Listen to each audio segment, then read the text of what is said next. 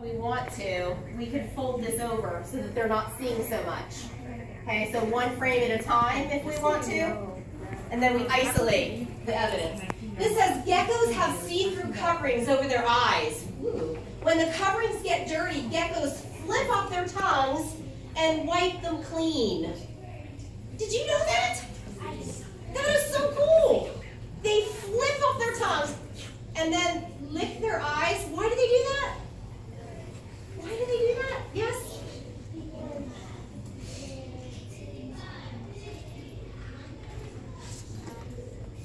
Their eyes get dirty, and what are they trying to do with that tongue? Why don't they just do what we do to get clean? What is that, by the way? What do we do to get clean? We use water. Anything else? You just use water? My son sometimes, I think, just uses water. He goes in there into the shower, and I think he just lets the water fall all over him. But what's he supposed to be doing?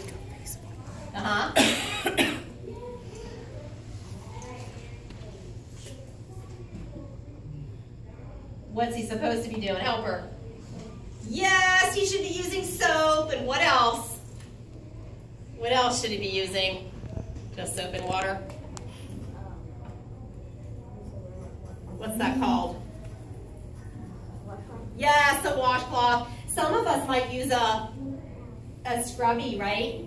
Some of you use a scrubby maybe. Does this gecko use a scrubby? No. What's this gecko do to get clean? Yes. He uses his tongue. He flips his tongue up over his eyes. Oh my goodness, and he wipes them clean. So let's make sure that we keep track of that just so we don't forget. I know that this gecko licks his eyes because he doesn't have a washcloth or soap, does he? Or a scrubby. Ooh, washcloth, soap, scrubby. That's 3 items. Do you see how I could have extended this sentence then? Items in a series? Could have done that. Okay, so students, let's think about this lion and this gecko. What do they both have in common? 2 of these things are just like the other. Do you see what it is? What is it? Tell me. They do. They're both using their tongues in order to clean themselves. Yeah.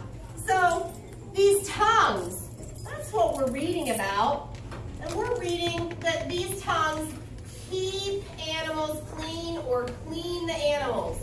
So we can phrase it that way if we want. Look at that. It's not just tongues, but it's the lions that use their tongues. It's the geckos that use their tongues. And when they use their tongues, they're keeping animals, or excuse me, they're keeping the animal clean. The lion keeps clean and the gecko keeps clean. And so teachers, this is our first chunk or our first cluster. This is our main idea, boys and girls. We just read about animals' tongues, and we read a particular point that the author wanted to make about these animals' tongues, and that's that they keep the animals clean. Are you ready to move on? Let's see what else the author has in mind for us. Okay, so next frame. Ooh, this says geese stick out their tongues and they hiss when they want to scare someone. All right, so we need to think about what a hiss is.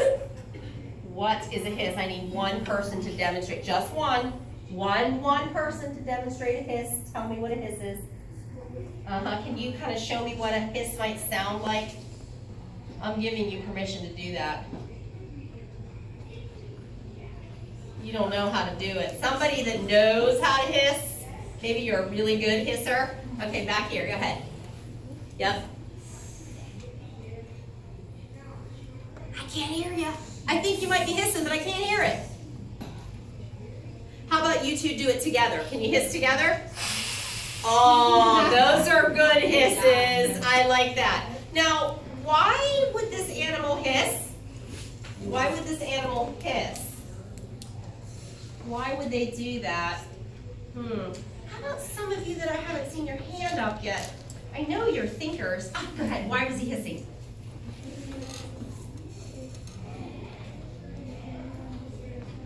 He wants to scare someone. Now, he can't hiss very well and scare very well unless he uses what? Maybe you can say it out loud. His tongue. Exactly.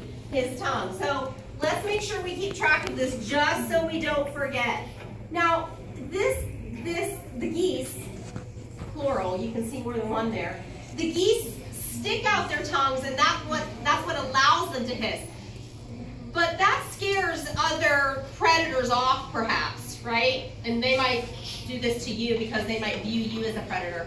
But if you want to scare somebody off, what would you do? What would you do? Go ahead, tell me. Chase them. Chase them, and maybe you'd say something at the same time. What would you say? Go away! Right? We can do that because we can talk, but geese can't talk, so they have to use their tongues. So let's make sure we keep track of that. Geese hiss because they can't say, and what did you just say you would say? Go away. So I'm going to add that right here. And teachers, I know you can't see this very well. You'll be able to see it later. But I'm just adding what she said. Go away. Exclamation point. So I want the geese to know.